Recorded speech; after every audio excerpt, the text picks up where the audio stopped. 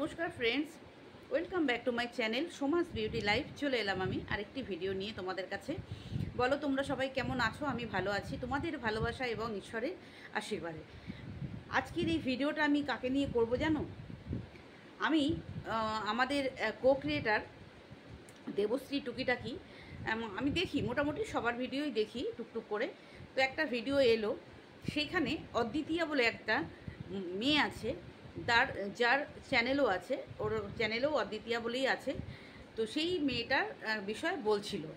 তো আমি না দেখে ওই চ্যানেলটায় গেলাম, গিয়ে দেখলাম হ্যাঁ একে তো আমি দেখি, আর আমার ভীষণ ভালো লাগে, ভীষণ ভালো লাগে।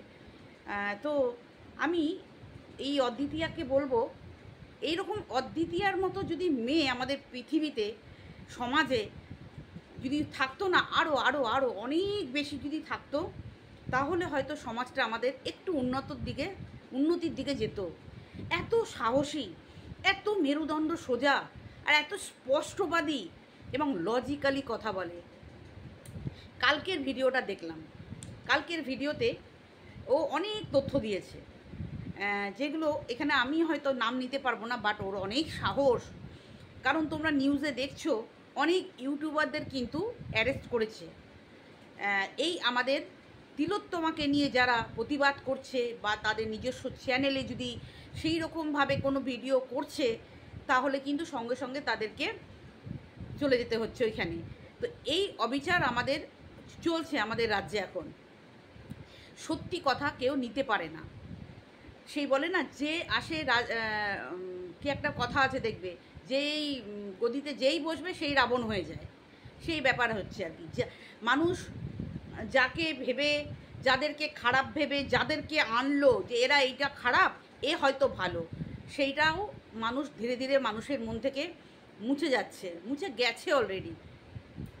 জানি না, আমরা এটা জানি, ধর্মের কল বাতাসে নড়ে, পাপ কোনোদিন বাক্যেও ছাড়ে না, এটা আমরা জানি। আর সত্য কোনোদিন লুকিয়ে থাকে না, আমরা এটা জানি যে মিথ্যাকে ফুঁড়ে সত্য বেরিয়ে আসে। তো আমাদের তিলোত্তমা আজকে নেই, আমাদের ছেড়ে চলে গেছে, বেশ অনেক দিন হলো, গোটা 20 দিন হতে চলছে, অলমোস্ট 20 দিনের কাছাকাছি হতে চলছে। আমরা এখনও সুবিচার পাইনি, তাই তো? আমরা এখনও সুবিচার পাইনি। কারণ কি, যে প্রমাণগুলো আমাদের সিবিআইয়ের হাতে এসে পৌঁছায়নি, ঠিকঠাক প্রমাণ অনেক মিসিং, এবং সেই মিসিংয়ের জন্য আমাদের সিবিআইয়ের তদন্ত করতে একটু লেট হচ্ছে। তারা একটু অন্য পথে, যেহেতু যেই প্রুফগুলো থাকলে অতি সহজেই আমরা দোষীদের চিহ্নিত করতে পারতো, সেইগুলো তাদের এখন অনেকটা কষ্ট করতে হচ্ছে। কিন্তু আসবে, এটুকু আমি অ্যাসিওর করতে পারি, আসবে এবং আসা উচিত। আজকে তার বাবা মাকে টাকার বিনিময়ে ভুলে যেতে বলা হয়েছিল, সেটা তার বাবা মা করেনি। আর এই রকম একটা ঘটনা কালকেও আমি ম্যাডামের লাইভ থেকে শুনলাম, যে টাকার বিনিময়ে এটাকে মিটিয়ে নিতে বলেছিল। গরিব মানুষ তারা ছিল, ম্যাডামের ব্যাপারটা ছিল গরিব, তবু কিন্তু টাকা নিতে চাইনি, যে না টাকা নেব না, আমি জাস্টিস চাই, আমি বিচার চাই, আমি সুবিচার চাই। আর এইখানে এ তো ডাক্তারের বাবা মা, হ্যাঁ মধ্যবিত্ত ফ্যামিলি, একদম ব্রিলিয়েন্ট স্টুডেন্ট ছিল, যার জন্য সে ডাক্তারিতে চান্স পেয়েছে। ডাক্তারিতে চান্স পাওয়া তো আর মুখের কথা নয়, তার জন্য যথেষ্ট তার মেরিট লেভেল থাকতে হবে, প্লাস তার অর্থনৈতিক বলটাও থাকতে হবে। তার বাবা অনেক কষ্ট করে হোক বেগ পেতে হয়েছে, একটা মধ্যবিত্ত বাড়ি থেকে ডাক্তারি পড়াতে গেলে মোটামুটি ভালোই খরচ হয়। সে সরকারিতে চান্স পেলেও একটা খরচ থাকে। সেখান থেকে মেয়েকে ডাক্তার হলো, নিজের কর্মস্থানে কি তার পরিণতি হলো তোমরা সবাই জানো, এটা অজানা কারণ নেই। কিন্তু এখনও আমরা বিচার পাইনি। কি চলছে কি চলছে আমাদের রাজ্যে, সেটা তোমরা নিউজ চ্যানেল খুললেই শুনতে পাবে সবাই। সেইগুলো বলে এইখানে অযাচিতভাবে আমি এই অদ্বিতীয়ার মতো সাহস দেখাতে পারছি না।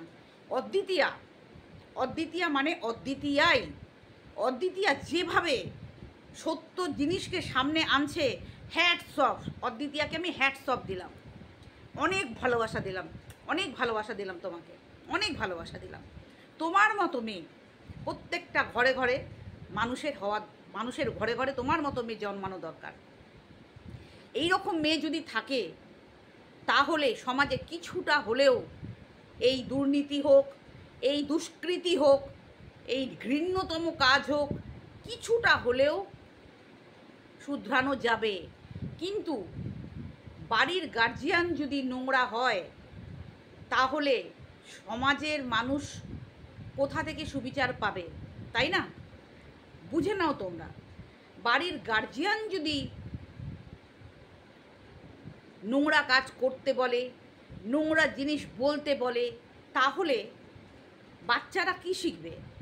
বাচ্চারা ওগুলোই শিখবে। আর সেই জিনিসই হচ্ছে আমাদের রাজ্যে। দেখো শিক্ষা জায়গাতে, শিক্ষা কেন্দ্রে কি অবস্থা দেখছো তোমরা। আমাদের ডাক্তার পরিষেবার কেন্দ্রে যেখানে, ওখানে কি অবস্থা, দুর্নীতিতে ভরে গেছে। আমরা জনসাধারণরা এটাই চাই, যেই আসুক আর যেই থাকুক বা যেই আছে থাকুক বা থেকেছে বা আছে বা থাকবে, এগুলো তো চলতে থাকে, রোটেশন হতে থাকে। যতক্ষণ না এরা নিজেরা ভাববে যেটা আমার দেশ, এটা আমার রাজ্য, এই রাজ্যটা আমার, এইখানকার বাসিন্দারা আমার ঘরের লোক, এই রাজ্যটাকে আমরা দুর্নীতিমুক্ত, দুষ্কৃতিমুক্ত করতে চাই মন থেকে, তবেই হবে, তবেই হবে, তাছাড়া হবে না। কারণ মানুষকে ভুল বুঝিয়ে একদিন, দুদিন, 3 দিন, 4 দিন রাখা যায়, বছরের পর বছর মানুষকে ভুল বুঝিয়ে রাখা যায় না। একদিন না একদিন মানুষ গর্জে ঠিক উঠবে। সবার মধ্যে সেন্স আছে। আমার কাছে পাওয়ার আছে বলে আমি পাওয়ারের ইউজ করে মানুষকে জবান কেটে দেবো, মানুষের বাক স্বাধীনতা কেড়ে নেব, মানুষ দুটো সত্যি কথা বললে তাকে টেনে হেঁচড়ে নামিয়ে দেব, তাকে এখানে পুড়ে দেব। এইগুলো তো কোনো স্বাধীন ভারতে, স্বাধীন রাজ্যে, স্বাধীন নাগরিকদের জন্য সুইটেবল নয়। নাগরিক যখন জেগে ওঠে, আমরা আগেও দেখেছি একটা কান্ট্রিতে, দেখেছো তোমরা, নাগরিক যখন জেগে ওঠে তখন বেসামাল হয়ে যায় মানুষ, বেসামাল হয়ে যায়, পরিকাঠামো বেসামাল হয়ে যায়, পরিকাঠামোটাই বেসামাল হয়ে যায়। তো আর শুধরানোর জায়গা আছে বলে আমার মনে হয় না। তবে অদ্বিতীয়ার চ্যানেলটা তোমরা ভিজিট করো আর জানো যে একটা সাহসী মেয়ে কাকে বলে, একটা সাহসী মেয়ে কাকে বলে, সত্যি কাকে বলে, বাক স্বাধীনতা দিয়ে, বাক্য দিয়ে মানুষের কানে সত্য জিনিস কিভাবে পৌঁছে দিতে হয় অদ্বিতীয়ার কাছে শেখো। যেটা অনেকে ইচ্ছে থাকলেও করে উঠতে পারছি না আমরা, অনেকে পারছে না, অনেকে পারছি না, অনেক কিছু বলার থাকে কিন্তু পিছু টান আটকে দেয়, মানুষের পিছু টান আটকে দেয়। অনেক মানুষের অনেক কিছু বলার থাকে, ভিতরে অনেক চাপা আগুন মানুষের মধ্যে রয়েছে। কিছু মানুষ রাস্তায় বেরিয়েছে, কিছু মানুষ ঘরে বসে সোশ্যাল মিডিয়াতে করলেও তাদেরকে হেনস্থার মুখোমুখি হতে হচ্ছে, হেনস্থার মুখোমুখি হতে হচ্ছে। তো সুস্থ শান্তি আমরা চাই, সে যেই থাকুক, যেই থাকুক, সুস্থতা, আমাদের সুস্থ পরিবেশ, সুস্থ রাজ্য, দুর্নীতিমুক্ত রাজ্য বা আমাদের ভারতবর্ষ আমরা সবাই চাই, সবাই চাই। কিন্তু পাচ্ছি কি আদৌ? পাচ্ছি কি? আজকে শিক্ষা কেন্দ্রকে কেন্দ্র করে, শিক্ষাকে কেন্দ্র করে কত কিছু হয়েছে, যেটা তোমরা অদ্বিতীয়ার ভিডিও থেকে গেলে শুনতে পাবে। যে কে কত টাকা নিয়েছে, কে কিভাবে, কোন গ্রুপে, কোথা থেকে চ্যাট রিভিল হয়েছে, কে যুক্ত, কি বৃত্তান্ত, সবটাই তোমরা অদ্বিতীয়ার চ্যানেল থেকে, যেহেতু ইউটিউবে দিয়েছে সেই জন্য বলছি, আদার্স তো আমরা নিউজে শুনতেই পাচ্ছি, তাই না? এই মেয়েটি যেদিন অভিযান ছিল, কত তারিখে ছিল, 27 তারিখে, একে হেনস্থাও হতে হয়েছে সত্যি কথা বলার জন্যে। আমি জানি সত্যি কথা বললে হেনস্থা কিভাবে হতে হয়। ছোট্ট গ্রাউন্ডে ছোট্ট মানুষ হয়ে আমার সেই এক্সপিরিয়েন্স আছে। হ্যাঁ, হয়তো এইসব ব্যাপারে বড় বড় জায়গায় আমি যেতে পারি না, আমার তো পরিবার রয়েছে। তো যাই হোক, যারা জানো জানো। তো যদি ফ্রি হ্যান্ড থাকতাম যে আমার পিছু টান কেউ নেই, আমি আজকে যদি মারা যাই, আমি যদি আজকে যে কারণবশত মারা যাই, তাহলে আমার জন্য কেউ কাঁদবে না, বাইরের মানুষ ছাড়া ঘরে আর কেউ কাঁদার লোক নেই, তাহলে অদ্বিতীয়ার মতো সামনে এগিয়ে অনেক কথা এসে বলতে পারতাম। বাট এইখানে দগ্ধায়, এইখানে ভিতরে আগুনের মতো দগ্ধায়, কিন্তু বলতে পারি না, বলতে পারি না। আমরা ভীতু, আমরা ভীতু, ভীতু। কারণ এই যে পিছু টান আছে, আমাদের বাচ্চা আছে, আজকে যদি রোগে মারা যাই তাহলে কিছু করার নেই, সামলে নেবে। বাট এইখানে কিছু যদি হয় তাহলে মেনে নিতে পারবে না। হ্যাঁ, এটা বলা যাবে যে আমার মা একটা মানে সমাজের জন্য, রাজ্যের জন্য, দেশের জন্য ভালো কাজ করতে গিয়ে হয়তো মারা গেছে, এটা একটা প্রাউডের বিষয় হবে, প্রাউডের বিষয় হবে। বাট আমার জায়গাটা এতটাই একটা, আমি ব্যাকসিটে রয়েছি, যাতে করে আমি অনেক সত্যি কথা, অনেক কিছু কথা মধ্যে দগ্ধায়, কিন্তু বলতে পারি না। সেই জন্যই মনোপ্রাণ থেকে চাই যে অদ্বিতীয়ার মতো মেয়ে যেন সমাজে আমাদের অনেক দরকার, অনেক দরকার। তাহলে কিছু দুষ্কৃতিমূলক আচরণ থেকে খানিকটা মানুষ ভাববে যে না, আমাদের নাগরিক অনেক সচেতন নাগরিক, অনেক শিক্ষিত নাগরিক। বোঝাতে পারলাম? জানি না, আমার তো অনেক অল্প বুদ্ধি, অল্প ছোট্ট চ্যানেল, একদম ছাপোষা একজন নাগরিক, একদম সিম্পল একটা হাউসওয়াইফ। সেইখান থেকে দাঁড়িয়ে আমার মনে যেটুকু এলো, ওর ভিডিওটা দেখে আমি সেটুকুই তোমাদের কাছে ব্যক্ত করলাম। চলো, যদি তোমাদের ভালো লাগে, তোমরা আমাকে, আমার উৎসাহ বাড়াবে ভিডিও করার জন্যে। আর প্রে করো যাতে আমাদের তিলোত্তমার সুবিচার যেন আমরা খুব তাড়াতাড়ি পাই, এটা আমরা সবাই প্রে করি।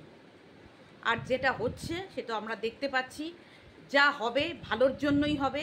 যেটা হয়েছে, আজকে তিলোত্তমার প্রাণ দিয়ে, আজকে ওর নিজের প্রাণ দিয়ে সমাজের, রাজ্যের পরিবর্তন যদি কিছু করতে পারে, ওর প্রাণ দেওয়াটা বলিদান বলবো, আমাদের পুরো কান্ট্রির জন্য বলবো আমি, পুরো পৃথিবীর জন্য বলবো আমি। শুধু রাজ্য কেন, গোটা পৃথিবীবাসী কোণে কোণে থেকে এই মেয়েটার জন্য আওয়াজ উঠিয়েছে। শুধু রাজ্য কেন বলবো, কোণে কোণে, পৃথিবীর কোন কোন থেকে এই মানুষটার জন্য আওয়াজ উঠিয়েছে। নিজের কর্মস্থানের জন্য কোনো মেয়ে সেফ নয়, নিজের কর্মস্থানে। তাহলে ভাবো, এটা মেনে নেওয়া যায় না। এবং সেইখানেও দোষী ধরা পড়তে এত দেরি হচ্ছে, দোষী ধরা পড়তে এত দেরি হচ্ছে, কারণটা কি নিশ্চয়ই তোমরা বুঝতে পারছো সবাই, আমাকে আর ভেঙে বলতে হবে না কারণটা কি। চলো বন্ধুরা, যত দিন যাচ্ছে ভিতরে ভিতরে দগ্ধাচ্ছি যে আমরা কোন রাজ্যে বাস করি, যেখানে মহিলারা সুরক্ষিত নয়, নিজের কর্মস্থানেও ঘৃণা হচ্ছে, জাস্ট ঘৃণা হচ্ছে, আর কিছু হচ্ছে না। তো চলো, এটুকুই বললাম, ভালো লাগলে পাশে থেকো। চলো, টাটা, বাই বাই।